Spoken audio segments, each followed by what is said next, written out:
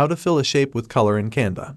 First things first, open up Canva either on your computer or your mobile device. If you don't have an account, you'll need to sign up, but it's super quick and easy. Once you're in Canva, open the project where you want to add color to a shape. This could be a presentation, social media graphic, or anything else you're working on.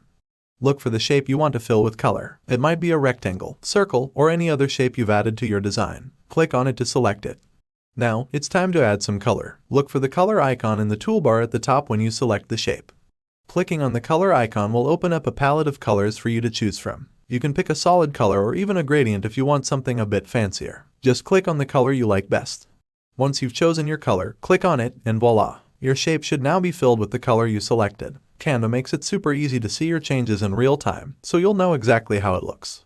Take a moment to admire your newly colored shape. If you want to make any more changes, like adjusting the shade of the color or adding effects, you can do that too. Otherwise, you're all set. Thank you for watching. If you found this tutorial helpful, don't forget to like, share, and subscribe for more Canva tips and tricks. Until next time, happy designing!